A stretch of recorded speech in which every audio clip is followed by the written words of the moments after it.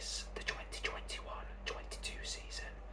Fulham, the 2008-2009 season. Ipswich, the 2021-2022 season. Leicester, of course, the 2015-2016 season. Nottingham Forest, the 2021-22 season. Southampton, the 2014-15 season. And Wolves, the 2018-19 season. So those are the 8 that I agree with him on. Go and watch his vid. It's really good. And I'll now move on to kind of where I disagree with him. A lot of this is based upon the fact I'm going a bit further back. For some of them, maybe I could have agreed with him actually, to be honest, on some of them, but I've given you a slightly different perspective just to keep it fun. So starting off with Arsenal, the 2000-2001 season. So,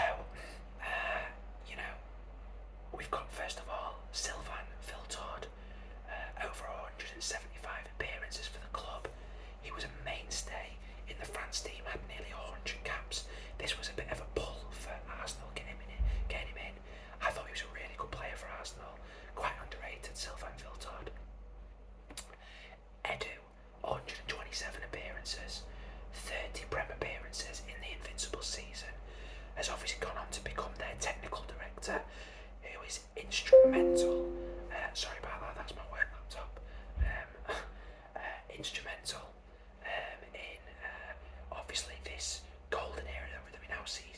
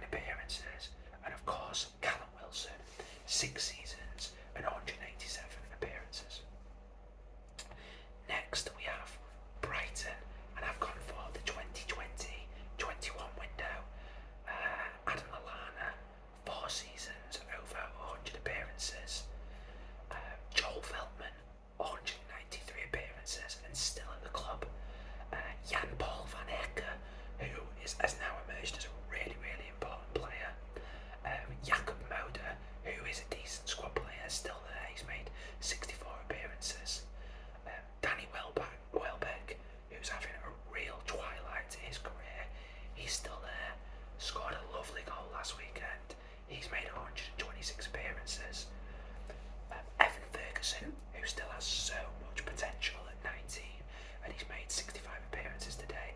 And of course, Moises Caicedo, who made the club a lot of money.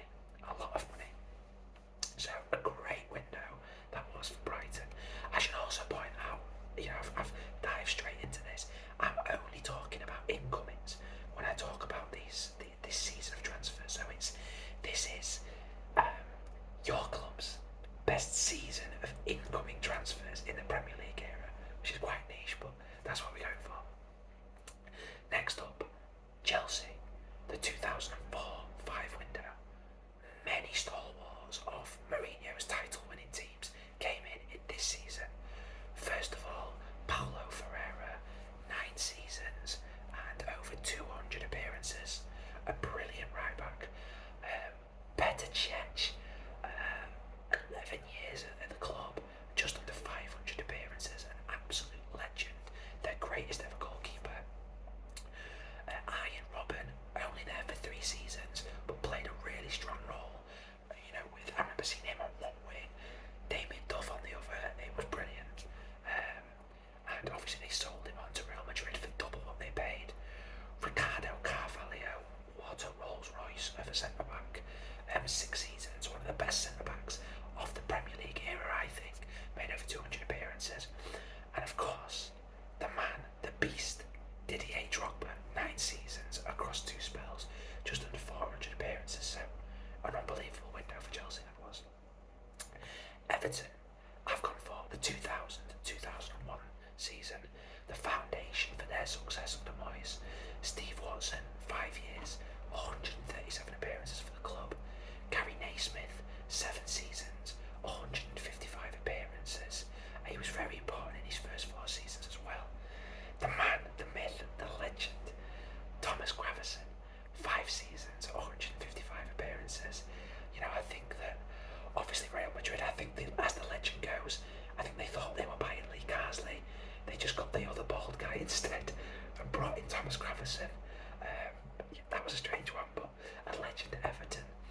And obviously they brought back Big Duncan Ferguson back to the club. Should never have left, but brought him back for another 6 seasons and 140 appearances. And they also in this window brought in Gaza, who didn't do that well, but they get mad style points for bringing in Gaza, so that's pretty cool, right? Liverpool, okay, I probably agree with Footy Facts to a degree with his pick, but I just want to give you a really different perspective on this one. So, here's the amazing thing under the Klopp era, and you've heard me babbling about this before, the Michael Edwards, Julian Ward first era. I think that Michael Edwards is the best executive in world football. I really do. I think he's that good. The beauty of what happened under the success that they had under Klopp is it wasn't all done in one big window.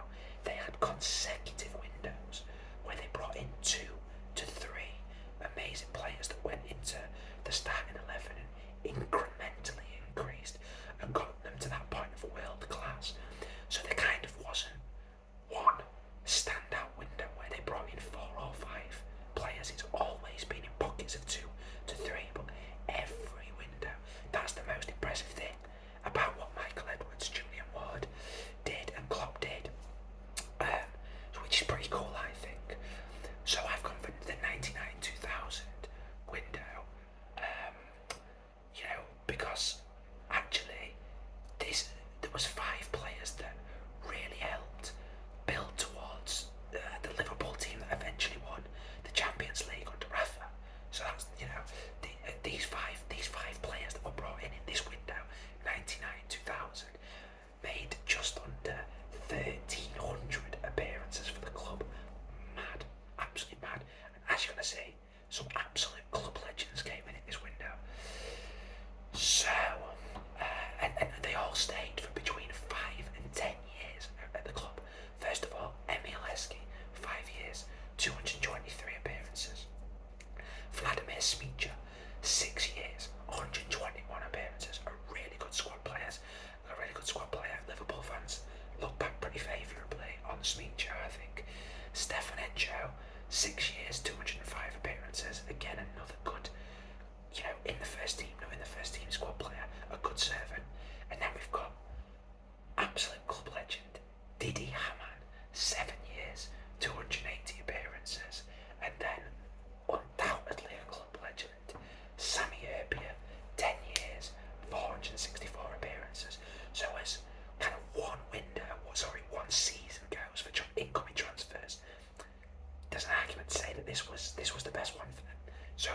legends coming in. Then I've gone for Man City 2010-11 window. So these signings were the backbone for City going on and winning their first ever Premier League title, which you can't overlook. What a psychological kind of hurdle that was to overcome, right? The first one, which I think was a catalyst for success for then Pellegrini coming in, and then Pep. They'd already had the success of winning their first Premier League title. So we've got David Silva, 10 seasons of 436 appearances. Kolarov, 7 seasons, 247 appearances. Kind of a bit of an overlooked one, Kolarov. A great servant of the club. For style points, Balotelli, 3 seasons, 80 appearances, only 80 appearances, but what a riot he was, right? James Milner, 5 seasons, 203 appearances, a good servant. Edin Dzeko, 5 seasons, 189 appearances. What a player, by the way, what a player. And then finally, Yaya Toure, 8 seasons, 316 appearances in the club. Mad, great window. And some of these players just a bedrock to that first title winning season. Man United, my club. My club, so you just can't disagree with me, guys, because it's my club, right? But yeah, it was a good window, the one that Footy Facts goes for. Go and check it out. But I've gone for 2005, 2006. In this we have Edwin van der Sar, 6 seasons at the club, 266 appearances. Park Ji-sung, 7 seasons, 205 appearances. United players love him. What a squad player. Played in some huge games for us. Fergie loved him. I have never seen somebody run willingly so much ever. Just runs and did some incredibly important man-marking jobs for us in big European ties, particularly playing away. I remember we played away at Milan and Fergie just said, sit on Pirlo. Amazing, absolutely amazing servant to the club. So a huge one for us there, bringing him in. Vidic, 9 seasons, 300 appearances. And Patrice Evra, 9 seasons, 379 appearances. It was these players that were brought in that ended up being the backbone of that success that we had, the triple title winning seasons, the Champions League win. Amazing buys for us. A huge amount in one window as well. Okay, Newcastle. I've gone for something different here, but hear me out, guys. I think it's hard to argue against about what I'm about to say. Newcastle, the 96-97 season. Only one signing of note. Alan Shearer. 10 years, 405 appearances. They finished second in the season that he joined, achieving Champions League football for the first time. They qualified for Europe a few other times, including qualifying for the Champions League again in the 2002-03 season.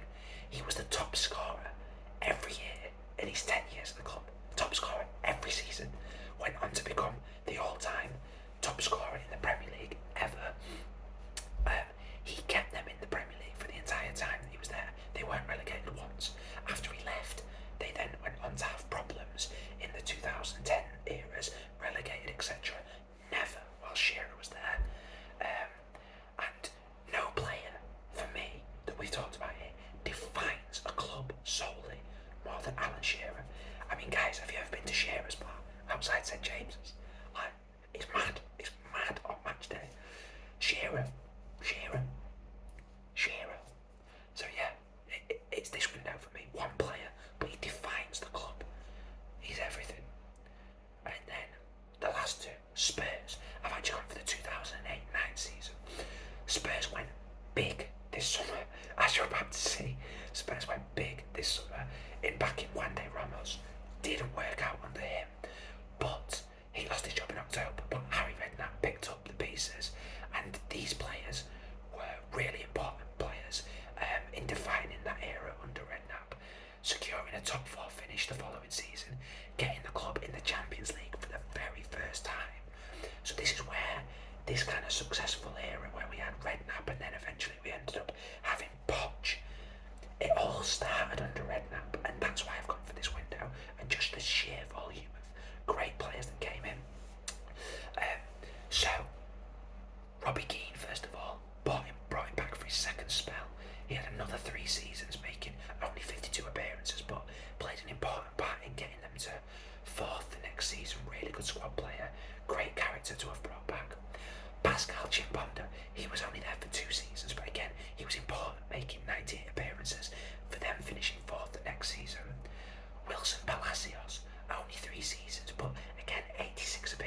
success in his time there and played a part in, again, them starting that success.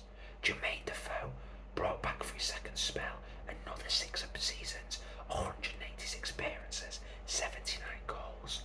Veteran Charluka, 4 seasons, 109 appearances, again played his part. Roman Pavlyuchenko, 4 seasons, 113 appearances. Aurelio Gomez, 6 seasons, he was first choice to start with, 130 appearances. And then of course, Luka Modric, a club legend, 4 brilliant seasons and 160 appearances. So for me, it's the volume of players that came in and played their part in beginning this momentum and this catalyst for success. That's why I've gone for this season. And then West Ham, 2015-16 season for me. 2015-16 season. The players that came in, right, made just shy of 1,000 appearances for the club. All from these players coming in this season. And the key players that went on to play a big part in this success under Moyes: Mikhail